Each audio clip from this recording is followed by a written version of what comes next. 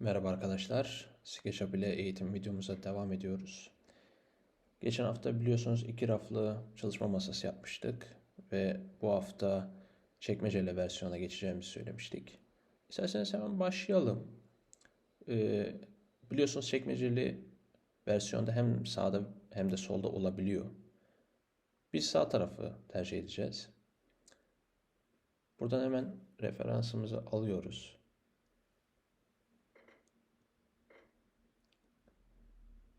Daha sonra bunu taşıyacağız buradan.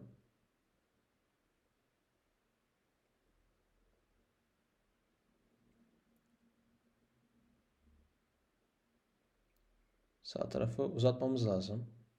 Burayı kapatmak için aynen bu şekilde.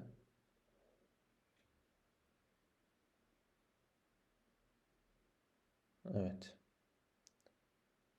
Daha sonra çekmecenin boyutunu da tabii ayarlamamız lazım, genişliğini. O yüzden bunu kopyaladım. Ve sağ tarafla birleştirmem lazım aslında, aradaki çekmece mesafesi kadar. Hemen onu da ayarlıyorum. Birleştirdim.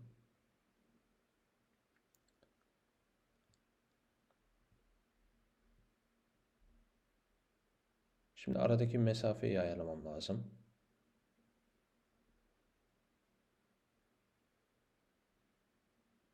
Hemen bunu da yaklaştırıyorum buraya. Evet. Şimdi o bölümümüz 40 santimetre olacak. Şimdi uzatabiliriz. Alt tarafı yapıyorum. Tabanı yapıyorum yani.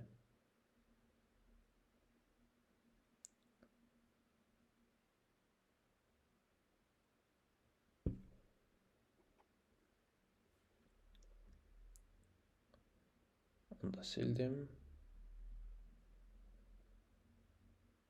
Arkaya doğru getireceğim. Tamamdır. Şimdi bir de arka tarafı kaldı. Hemen orayı da yükseltelim. İşaretliyorum hemen buradan.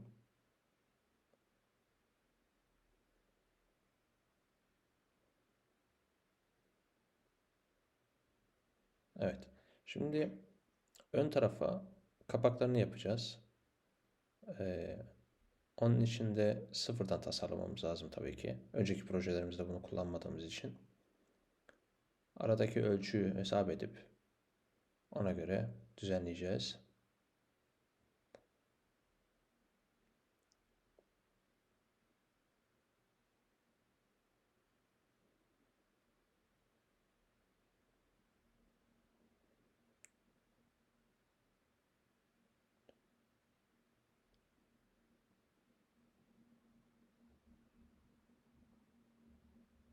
Hemen rengini de ayarlayalım. Evet.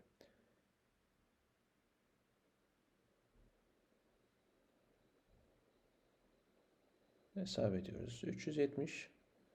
Ee, Soldan ve sağdan bırakacağımız mesafelere göre burayı da ayarlayacağım şimdi.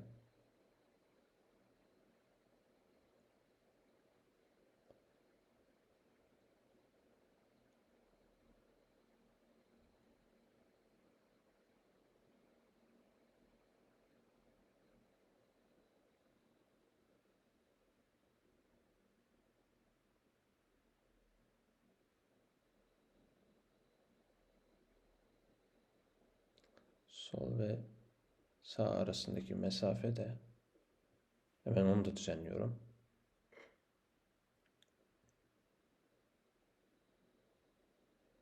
1 milimetre soldan 1 milimetre de sağ taraftan bıraktım. 368'e tamamladım. Yüksekliğini de yine aynı şekilde e, alt taraf ve üst taraftan boşluk bırakarak ve iki çekmece arasında boşluk bırakarak hesapladım ve ikiye böldüm, iki çekmeceli olacağı için. Şimdi hemen kulp tarafını da yapalım.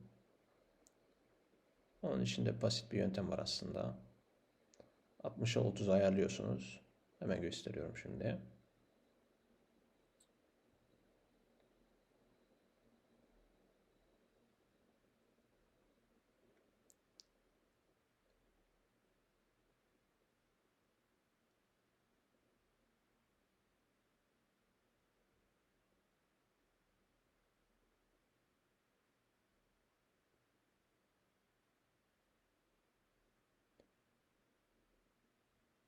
Burayı da birleştirdim.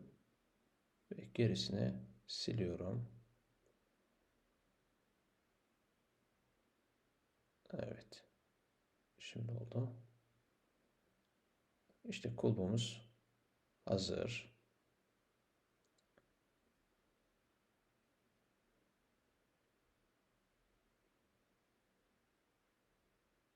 Bunu yerleştireceğim. Sonra üstüne bir kapak daha yapacağız. Ve aslında projemizi tamamlamış olacağız arkadaşlar.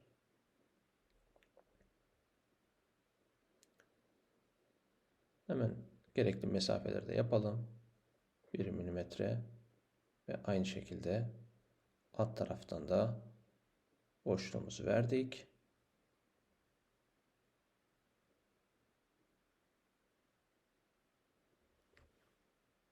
Diğerini kopyaladım.